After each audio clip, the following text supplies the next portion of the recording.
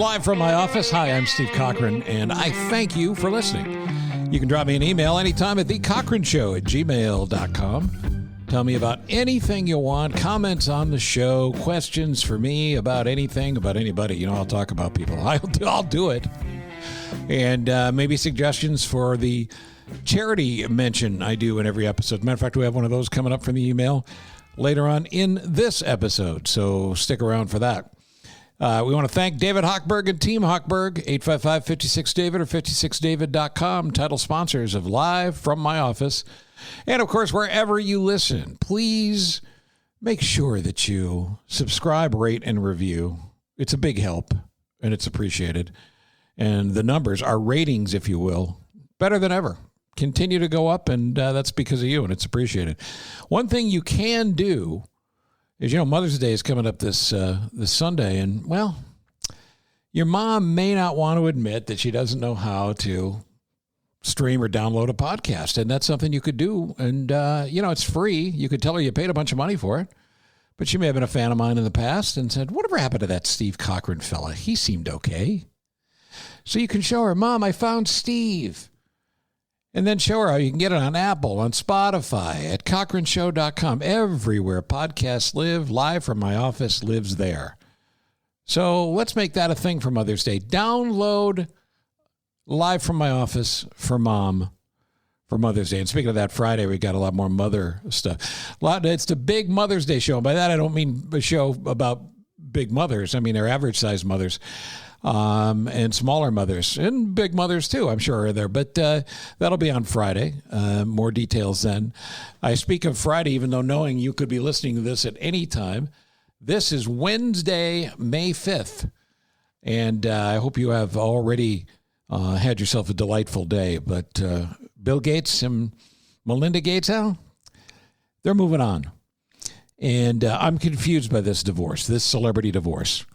Because Bill and Melinda Gates, he's worth $125 billion. There's no prenup, which means that the two of them would split the money down the middle, $62.5 billion. So Bill would go from alternately the richest guy in the world to the second or third, back to second, back to first, where he's been for years and years and years, down to a measly $62.5 billion. And, of course, there's the foundation, where they started it, along with Warren Buffett, pledged to give away most of their money. They may be thinking twice about that now. Now, somehow you can get by on $1 billion or so. And there is a weird little sidebar story that came up and out this morning, and that is that Bill Gates has a girlfriend. Now, it's his old girlfriend, a woman that he dated back in the 80s. She's a little bit older than he is. He's 65. She's 70 now. But back in the 80s when he was 35, she was 40, somewhere in there, they split up. But he didn't even marry Melinda until he got the approval of the old girlfriend. And wait for it. Here's the weird part. They have been, Bill and the old girlfriend, they have been having a same time next year arrangement, according to multiple reports this morning, where one long weekend a year, they go somewhere and stay together. And, you know, write code, if you know what I'm talking about. So the whole thing is bizarre. But, you know, I mean, it makes sense there might be somebody else involved, right? Because, good God, they have homes all over the world. They have a 66,000 square foot home in Seattle, 66,000 square feet. I don't care how sick of your significant other you are. If you can't find a place to get away from him or her in a 66,000 square foot home, well, you're the problem. Now, they've raised 3 kids and kept them out of the limelight, and they seem like they're doing okay. I mean, that house is so big. When the kids were little, if they played hide and seek, you'd have to call on a SWAT team to find them. 66,000 square feet, 7 bedrooms, 24 bathrooms, 6 kitchens. You would think Bill might have himself a weight problem, but he doesn't. I mean, 6 kitchens. What, you're too tired to walk to the end of the house to get food? Of course, he's got the private planes. He's got the airplane hangar full of expensive cars. They even own their own island, and all that's got to be split up.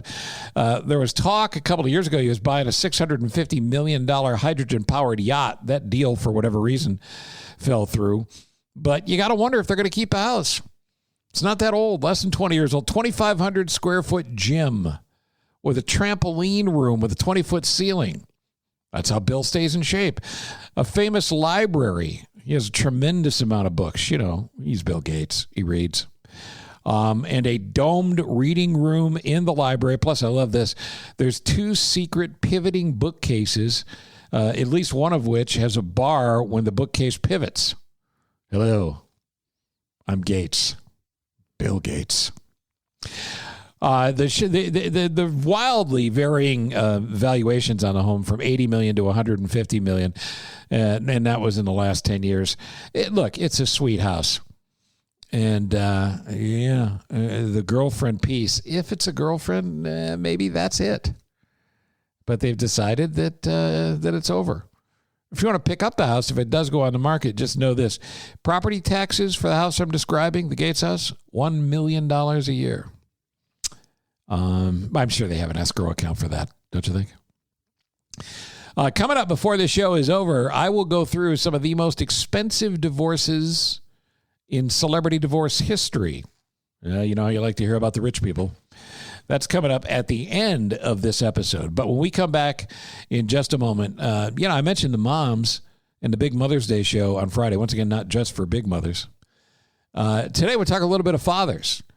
Jack Nicklaus Jr.'s son, Jack Jr., Jackie, has written a book with one of the great authors of writers of sports in the last generation, a guy named Don Yeager.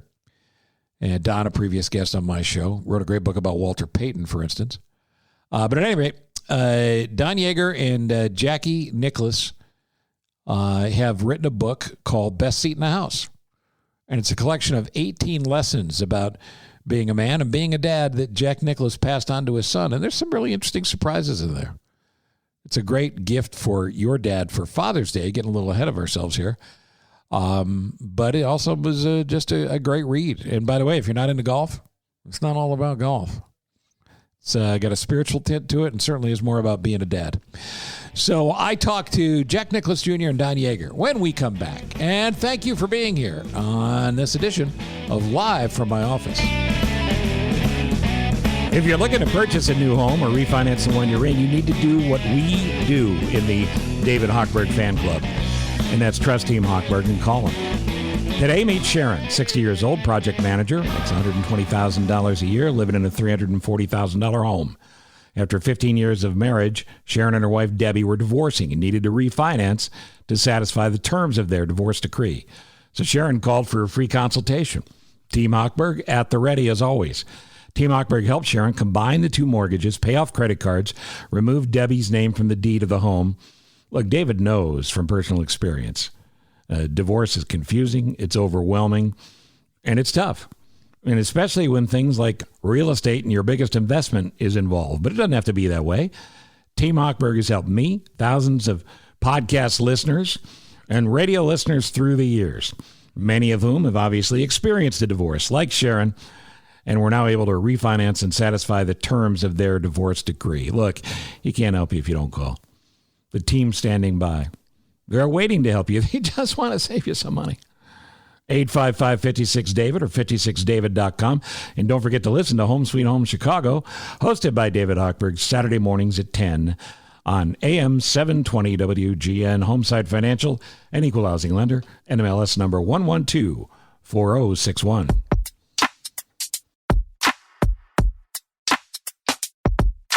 All right, this is Live from My Office, and I am your friendly neighborhood host, Steve Cochran, and this is way too much fun for me. Don Yeager and I go back a ways, but I've never met Jackie Nicklaus. Jack Nicklaus II, and it's an honor, my friend. Congratulations on the book that you and Don are here to talk about. Steve, thanks so much. It was my first experience doing this, writing a book. Don made it so easy for me, and really excited about the May 18th launch. So, Don, let me start with you here for a second, because you've written about everybody. You wrote about the great Walter Payton, and you and I talked about it on the radio, and Tug McGraw, and all through those years at SI and all the sports stuff. But I didn't find out till later you were a history nut, and you wrote about George Washington and Tom Jefferson as well, right? I did, and Andrew Jackson. I did 3 history books, which turned out to be 3 really incredible sellers that the appetite in America right now for kind of a touch back to our history is a little greater than it has been in the past. So kind of fun. And it's got to be cool for you, Don, knowing what you do as, I think this probably takes up even more of your time now as a speaker around the country. And you talk to businesses about how to get the most out of what they're doing every day, and drive and concentration and appropriate ambition and all those things. And who has more of that than the Nicklaus family? Oh my gosh. I have to tell you, when John Maxwell called, as Jackie referenced, and said, "Hey, I'm sitting here with," I played fanboy for quite a while there. Just the idea that Jackie was going to open up and tell stories about what it meant to grow up in that environment. Right.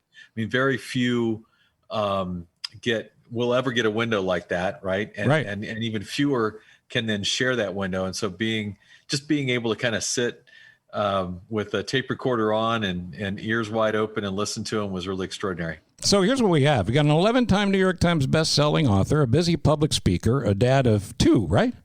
Yes, sir. I'm a dad of 2 as well. Jackie went the extra step. He went ahead and had 5.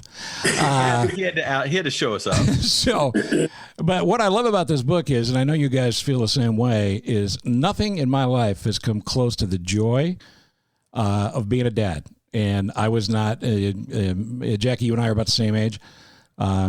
We grew up in a time where boys weren't encouraged to babysit. I think I may have held a baby once before my daughter was born. And the magic, the instant love that happens, that God thing when a child is born, is incredible. And I tell you what, I choked up reading your book, just thinking about the stress and strain your dad was under to be the best in the world, the best ever, and to still have his priorities straight. So why don't we start with that, Jackie? When did you realize, how old were you when you realized your dad may have been juggling a couple of things, and being a pretty great dad was pretty exceptional and probably more important and better than all the majors he won? Well, I'll confirm a lot of your comments. When each of my children were born, it's like no joy that you can ever experience. I actually, I tear up thinking about it, and I am going to be just absolutely ridiculous. I know my daughter, Christy, she is pregnant, due in September. And I just saw they call them a baby bump. It's like a 3D imagery of the baby. Right.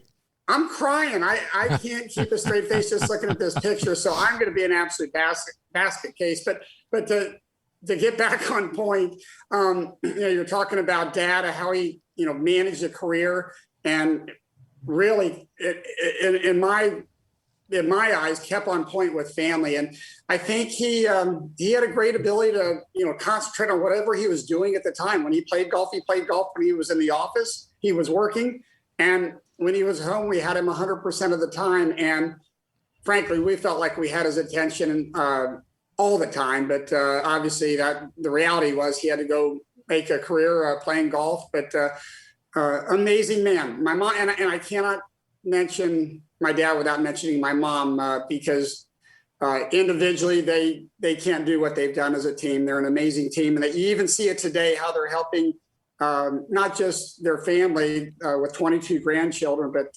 the charity work that they do for the Nicklaus Children's Healthcare Foundation, children around the world. So proud.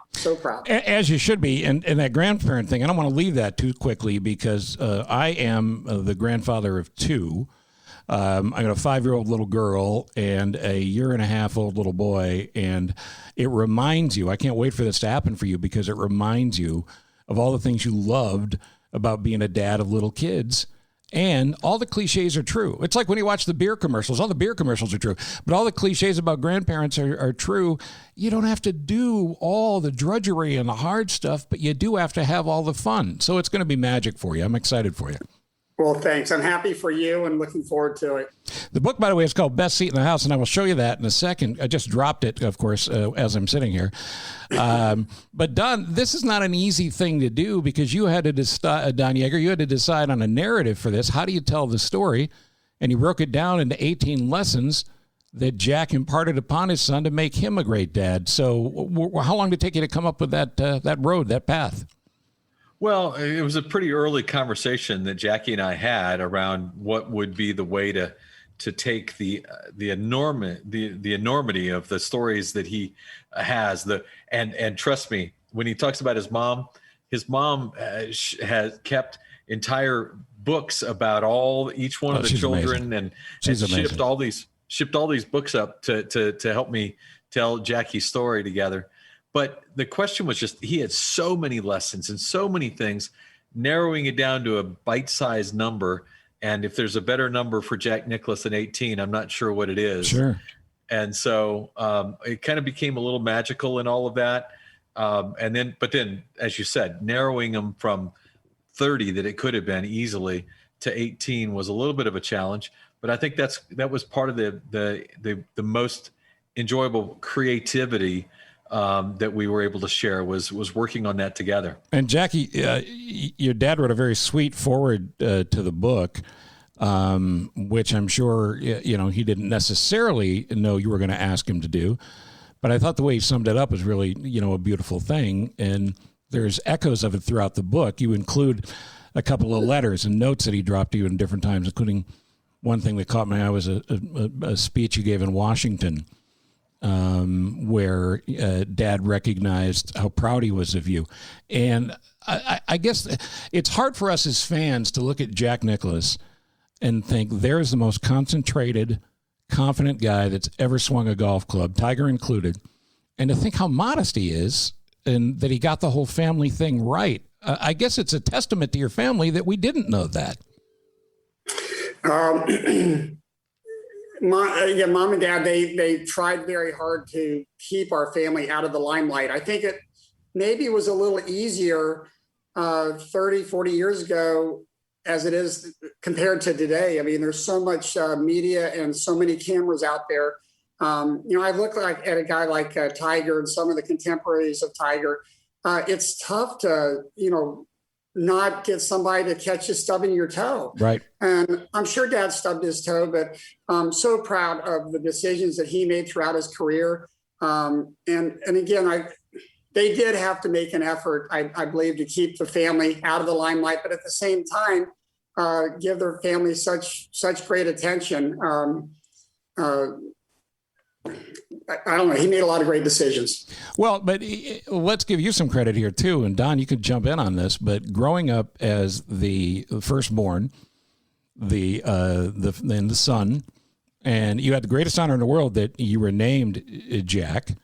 But that's also a huge challenge because every little boy goes through the same thing. You want to be your dad, and then you get to a point where you go, "No, I want to be me."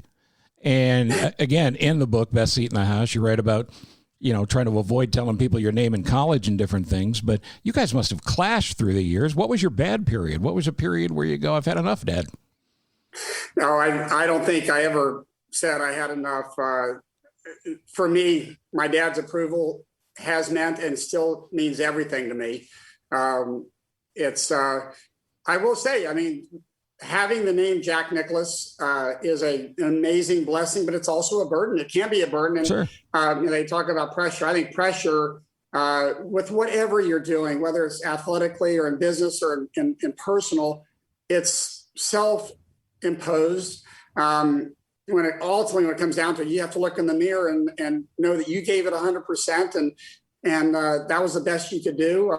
If you can't do that, then you got an issue. But I grew up so much through my life. I mentioned in one of the chapters that, I've been on the road for about 12, 14 weeks and, I'm exhausted and people don't realize how the commitment to these professional golfers when they're out there. After about 14 weeks, I've got my shoes over my back, leaving the locker room. I've got, an afternoon off. I had a half a beer and these two guys walked by and said, "Oh, just look at him. You'd never see his dad have a beer." And it's the first beer I'd had in 14 weeks. Not that I really need a beer, but and then they carried on with a comment, "Oh, he'll never be as good as his dad. He'll never win as many tournaments as his dad." Well, no, duh. I haven't won one professional tournament, let alone 80 some. So anyway, but Dad, I think, understood that. I actually, sorry, I'm being, speaking a lot, but I actually told. What's your story? I think it's okay if you talk. I told a gal in North Carolina, Helen Ross. I can't believe I forgot her name for a moment. She interviewed me when I was playing the ACC championship in North Carolina in golf. And she said, I understand the difficulty you may have had with your first and last name. What are you going to name your son? And I said, well, absolutely. I'll never name him Jack. And of course, about 5 years later, my firstborn son, I called Jack, and Helen, God bless her, she picked up the phone. She says, Jack, I thought you said you'd never call him Jack. I said, well, I guess when it came right down to it, so proud of the name and my dad that I couldn't name him anything else. Yeah, and what a magic thing. And again, it's a God thing in my world that your mom and dad got together, because the special patience it takes for a PGA Tour wife is something that only they understand. And all she had was the pressures of also being the wife of the most famous golfer in the history of the sport and on the planet. And it looks like she raised 5 healthy kids. But Don, in the book, one of the chapters talks about raising your kids differently. You've got 2, I've got 2. And, we've heard forever from parenting experts, oh, no, every kid, you got to raise them the same. So, Don, were you struck by that idea? Oh, totally. That's why I honed in on it. When I listened to, I had the honor one night, Jackie invited me to come over and have dinner with his parents and one of his children. And we just were sitting around a table, and we're literally just talking about how they did what they did, how they pulled it off, right, for all those years. And when Barbara started in on this concept about how you really have to be careful and make sure that you're looking at each child as an individual, yes, within the context of the team, sure, but looking at them in that way, it really it hit me. Wow, gosh. Because every kid always says, well, you let so-and-so get away with that. Right. Whatever.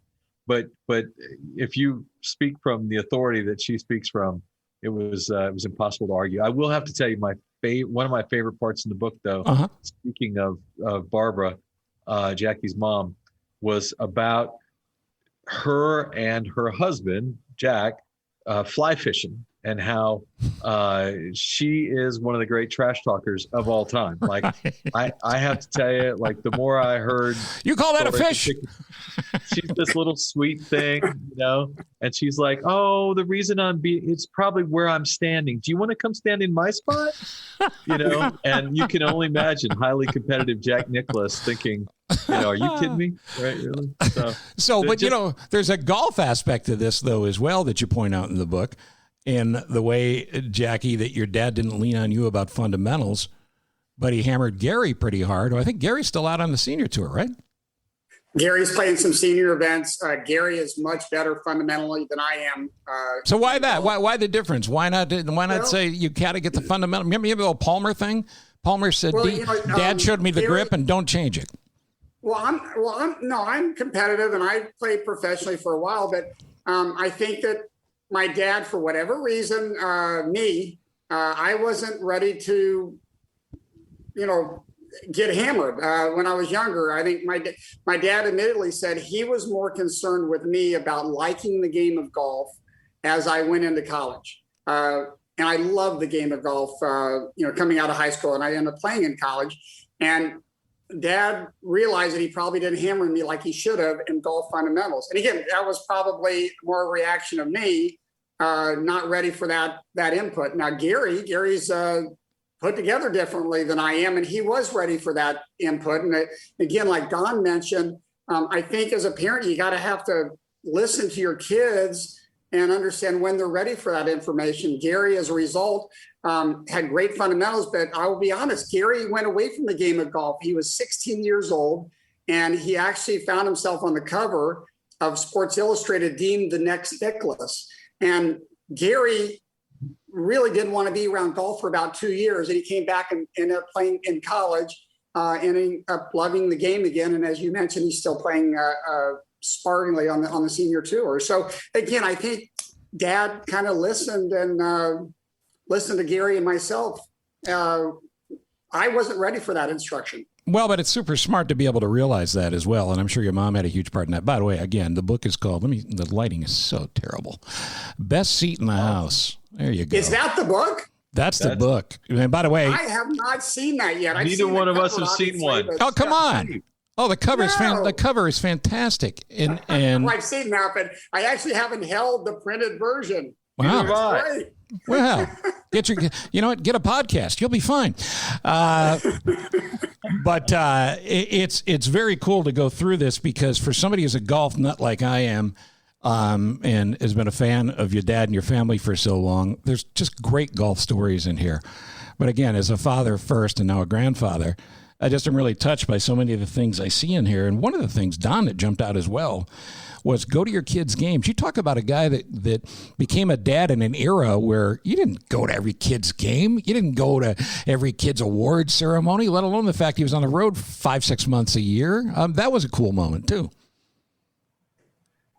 Jackie, tell the story about your dad in the tournament he was playing in Ohio and you were playing in a high school football game. Yeah, we Dad's up playing Firestone, Tournament of Champions. Yep. In Akron, Ohio. And Dad, again, I guess you can only make this request if you're one of the top players on the tour, but Dad basically went to this tournament organizer. He said, look, my boys have a high school football game Friday night. If you can put me or give me tee times early, played late on Thursday and early on Friday, right, I've got a chance of getting down to Central Florida and getting to that game. So they were able to manage that. Dad hops on an airplane after he played Friday, rushes down. We played our cross-state rivals. We end up winning, I want to say 21-7. Who remembers a high school football game? That one I remember, but what I really remember is the fact that Dad was there. And honestly, we could have lost that game, and it still would have meant so much to me that Dad was there. No kidding. He watched the whole game, slapped us on the butt, said, congratulations, nice going. He says, I'll see you Sunday night. Hurried his way back to Akron, Ohio. I'm sure he didn't get in until 2 or 3 in the morning. I'd like to tell you he won the Tournament of Champions that year, but he did not. He was probably exhausted. Yeah, but for the right reason. And, you know, it sounds like you've done a little life caddying for Dad, too, as opposed to just carrying the bag, because there's a great Ditka story in the book, too, which goes to your dad's concentration. Tell that story. Oh, Dad honestly would see nothing. We were actually playing. I'm caddying for Dad at the Masters, walking off the 18th tee, and I actually think it was a practice round. I probably wouldn't have done this during the tournament. I wouldn't have done it during the tournament, but of course, I've never met him. But I saw Coach Ditka just to the left of the tee as he stepped off the tee, and he says, "Hey, Jack, how are you?" He had met my father before, and Dad was walking down the fairway, not seeing a thing other than thinking about his next shot. And I said, Dad, that's Coach Ditka. He goes, where? Like he came out of a trance. And of course, he went over and spent some time with the coach. Coach is an inspiration to so many people, helps so many lives. But I can tell you so many stories about Dad. There's one at the fourth hole at Augusta National. Dad's putting out during the event, and there's actually a car accident. You can hear a skid of on the road behind the green there. Right behind the green. It's literally 25 yards behind from where he's putting out. A big crash. The crowd's all talking. They're alerted, and Dad just never even lifts up off of his putt and knocks in about a 4-footer. And he hands me the putter as he's walking to the fifth tee. I look at him, I said, Dad, you got to be kidding me. You didn't hear that? He looks at me, he says, hear what? I said, Dad, that was an automobile crash right in your backstroke. He says, I'll be honest with you, I didn't hear a thing. You know, Don, speak to what a caddy's pressures are as you know them, and I know them through the years and talking to many of the greats, too, that have carried bags. Can you imagine Don going, I'm not just going to caddy, I'm going to caddy for Jack Nicklaus? Well, but again, I think the thing that was unique, and again, talking to Jack about this, was that, you know, yes, there's a caddy relationship, but when the caddy is your son, how much cooler is that, right? Right. I mean, just to listen to the magic that the two of them will have forever, right? That again, Jackie could have enjoyed it sitting in a clubhouse or walking along the ropes and watching, but to be there, right? To have his dad turn and hug him after winning that Masters. I mean, that story brings tears to my eyes just thinking about it right now. So yes, there's enormous pressure, but at the end of the day, as Jack said, he always picked the club, right? And so he didn't put anybody else in the negative light but he shared these moments with Jackie in a way that just I mean, it's otherworldly. Like, we can think of a million ways to tell a story, and telling it this way is just, it's different than anything else we could imagine. Yeah, no question about it. And I am highly recommending the book, by the way, Best Seat in the House. You know what I always say? You're careless, you'll lose one. Get at least 2 copies, maybe a third or a fourth. What our children say. And by the way, I neglected to mention the credits of a very busy Jackie Nicklaus, too, along with running the design company. I know you're on the board of the Nicklaus companies in general and heavily involved with the charitable side. So you take it to the bank when it comes to these lessons that you and Don speak about in the book, because you got to balance being a dad to your 5. I do. I've got great role models in my mom and dad. I'm so blessed. My children are so blessed to still have mom and dad around and watch their work effort, their level, their commitment to giving back. I am involved with many charities. And really, it's a continued legacy that my mom and dad have created. I'm also proud to say that my children are gradually getting more and more involved with the give back part of it. They've helped out so much with our events with the benefit the Nicklaus Children's Healthcare Foundation. One in particular event called the Jake, after my brother Steve's son that unfortunately we lost to a drowning accident. But great stuff. I'm very proud of my kids for carrying that on. And I didn't ask you guys, but I hope everybody's healthy in your extended families after the year and a half we've all been through. My end, yes. Thank goodness, Don. How about you, Don? We all may have gotten sick at one point. We all got sick at one point, but I think we're all better. We're all upright and talking to you, Steve. That's good. Well, and we're going to run out of time here quickly, but before we do, I have to ask you each your favorite part of the book. And by the way, Don and Steve, I already signed this because you guys couldn't be here to sign it. You don't own your own copy. To Steve, our very, very dear friend from Don, who will be writing Steve's book any minute now, and also from Jackie. So I appreciate the warm, heartfelt thoughts that you both would have shared if you had your own book. We would have sent you one, Steve, but we decided to let the publisher do it and not send us one. All right. So tell me, favorite part of the book, Don, after you wrote it, or maybe something you discovered in the writing of it? So I will tell you, my favorite part of the book happened just a few weeks ago. Jackie was up near where I live. We were at dinner, and it happened that particular day or the day before, his father had read an excerpt of the book in a golf magazine. And Jackie shared with me that he asked his dad, "What did you think?" And he told me there was a little bit of a pause, and his dad said, "I'm really proud of you, son." Wow. And, Jackie said it, right? We're guys, but we all still want that. Well, look at you and me. We're choking up just hearing you tell the story. Yeah. It's an attaboy from a dad, and we can all use them, and we should all give them. And I think if there's anything I learned from writing the story, it was the power of that. That's a beautiful thing. But Jackie, you got to chime in here aside from that. And that's a tough one to top. No, I wouldn't even try to top that. And Don's so right. We all need an attaboy, and to get that from our father means the world. I will say this, towards the end of the book, Don and I were talking, and Don says, "Jack, the most memorable thing for you is going to happen somewhere in the journey of this book. I'm not sure where it's going to happen." Well, Don asked me towards the end of the book, he said, "Jack, how would you describe the relationship that you share with your children?" And I quickly started to answer him. I said, "No, time out. I said, "I don't think it's fair for me to answer that. Let me think about it." And what I did is I went home and I reached out to each of my 5 children. And it's the last part of the book called Full Circle. Right. And for me, everything came back full circle. And it wasn't about, receiving they gave me some great accolades, which I didn't expect that. But what it was for me is I asked my kids to describe what they felt they saw in our relationship. And what I got back from my children really legitimized a lot of my efforts with my children. And I felt like, yes, my relationship with them is real and loving, and it's very special. It's the most important thing in my life. Well, it's very special, and I can't wait till you're a grandfather as well. One of the great joys I have in my life now is seeing my son, and what an incredible dad he is. And Well, you know what? That's what matters. So before the three of us grown men start crying like little babies, talking about how much we love our kids and our families, congratulations to both of you. Don Yeager, great job as always, but I expect nothing less from you. The book, which neither one of these guys actually own, is called Best Seat in the House. And if I had decent lighting in this room, man, would you like it. You would love it. So go out and get yours. You can pre-order it now.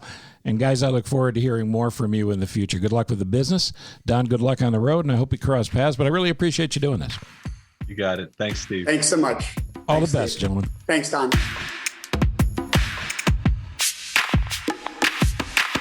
If you're purchasing a new home or refinancing the one you're in, then you need to do what we do. We call Team Hochberg your trusted local lender.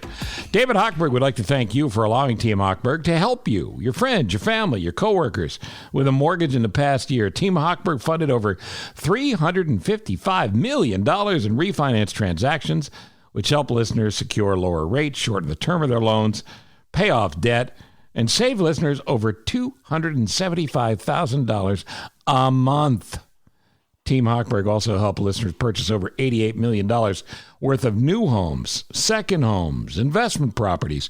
When the pandemic hit, Team Hochberg helped listeners understand the importance of and expanded and explained how to take advantage of forbearance to save their homes.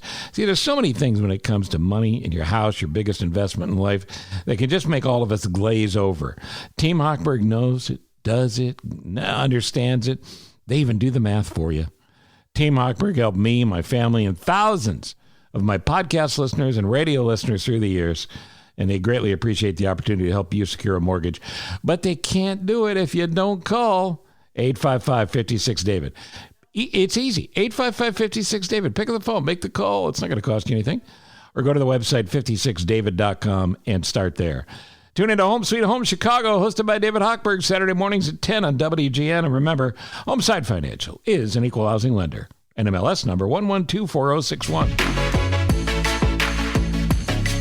Back on Live from my office, as I've mentioned in every episode, we always include a charity to talk about that we think you ought to know about. And I've asked many times for folks to send me an email at thecochranshow@gmail.com. And a lot of these charities come from suggestions by you folks who listen, including this from Teresa Bergen, who wrote me at thecochranshow@gmail.com. Steve, thanks in advance for learning more about and possibly sharing the great story of the Hallie Strong Foundation at halliestrong.org, HALLIE strong.org. Here's what they do. They send a care package of fun socks with an inspirational note of hope for patients going through cancer treatment. And she continues, why socks? Well, because hospitals are cold. Treatment is long. And they can serve as a constant and fun reminder that you're never alone in the fight for your life. It's 16 weeks into her pregnancy, Bethany Hart was diagnosed with small cell cervical carcinoma, a very aggressive cancer with a poor prognosis. Bethany and her husband had to face terrible choices and no time to wait. The organization is named in honor of their daughter, Hallie, who they lost to this disease. And through that heartbreak, they're helping others. The day Bethany had her port put in, she had mismatching, boring socks. She got a lot of grief from her mom and the nurses. Her mom posted a picture of her socks on their blog along with an update on her health. Bethany then started to get fun socks in the mail. The socks were everything from fuzzy to fun and colorful and inspirational. Fast forward to the start of treatment, and she quickly realized how necessary warm socks were for treatment days. Anytime she wore a pair she received, she thought of the people that were kind enough to send them over. And that's how the idea for the Hallie Strong organization was born. So far, 2021, they've already sent over 500 care packages. There's no cost to send a care package. And our friend Teresa, who wrote me this email, says, I've personally sent packages to several friends and colleagues during their treatment. March 20th would have been Hallie's 4th birthday. And they have events every year to, continue to raise money so that the Hallie Strong organization can continue on. But it's very simple to do, and I hope you will. And I think it's a great idea. And Teresa, I really thank you not just for listening, but for telling me about it. It's halliestrong.org, HALLIE strong, halliestrong.org. And God bless the family. And Teresa, God bless you too for doing all this work. All right, we continue on Live from my office. I mentioned at the top of the show the divorce of, or the pending divorce of Bill and Melinda Gates. The most expensive and explosive celebrity divorces of all time, according to People magazine. Bill and Melinda Gates will lead this by the time their divorce is settled, and that's not going to be anytime soon. But as I said at the top, they got to split up $130 billion. Or is it more than that? Now, it's probably going up while we talk. But here's a few more. Phil Collins and his wife, Orianne, had a very ugly divorce. And Phil made a lot of money off his recording career, and still tours, by the way. Genesis is back out on the road. But she was living in their $40 million mansion and refused to leave. She contested the eviction by claiming that Collins refused to shower and had a stench that became so pervasive that he became a hermit. Collins' lawyer said that's nonsense and described those complaints as immaterial and impertinent to the case. You know, if someone accused me of stinking so bad that they wouldn't leave the house, I'd want my lawyer to be a little more firm in their denial that I smelled bad. At any rate, the divorce moved on, and Phil gave up a lot of money, almost $50 million. Who else is on the celebrity divorce list? Well, of course, Jeff Bezos. Jeff and Mackenzie Bezos. He, surprisingly, because there must have been some sort of a prenup, even though when he and Mackenzie got married back in the 90s, he didn't have money. Well, she walked away with about $36 billion. Not bad. He's still well north of $100 billion with his girlfriend that he was having the affair with that split up the marriage. By June of last year, Mackenzie had already given away $2 billion in charity, and she's done more than that since then. She, by the way, has moved on to new happiness and is remarried. Seems like a nice regular guy. Michael Jordan had one of the most expensive divorces. Michael and Juanita. Michael just wasn't really good with the basketball. He loved the ladies. And Juanita ended up getting one of the biggest payouts in history, $168 million. Michael's recovered nicely. He is married again, seems to have a very happy family and some little kiddos, and is a billionaire, in no small part being the owner of the Charlotte Hornets and having various business interests which have taken off. And in this later stage in life, I know something about because, you know, he's my age. All right, he's a little younger. But Michael has taken an active interest in social issues for the first time, which he never did when he was a player, because he said, look, I want everybody to buy sneakers and come to basketball games. Meanwhile, ugly divorce, Paul McCartney and Heather Mills. Remember Heather Mills? Paul McCartney said it was the biggest regret of the decade, and it cost him $50 million. The $2 billion he has left will probably be okay. But Paul McCartney is, of course, now happily married again to a woman whose name escapes me, but as long as Paul's happy, the rest of the world ought to be happy. He's a good dude and a very rich dude. Of course, you probably remember hearing about the Amber Heard and Johnny Depp divorce. Johnny Depp was accused of being abusive, physically abusive. The two of them eventually signed a non-disclosure agreement about the proceedings and moved on. But in a year and a half of marriage, Amber Heard, who's a successful actress to give her a due, she walked away with $7 million. You know, that's a pretty good return on investment. That's your ROI. Amy Irving and Steven Spielberg were married not long, about 4 years. That was Spielberg's first marriage. And when it ended, it cost him as much as $100 million. That's about $25 million. You wonder why you haven't seen a lot of Amy Irving in the movie since then? Well, she really hasn't had to work. And then there's Mel Gibson's divorce. Mel Gibson and his first wife, Robin Moore, finalized their divorce after nearly 30 years of marriage and about 27 kids. And they split his $850 million fortune. His ex-wife gets $425 million of that.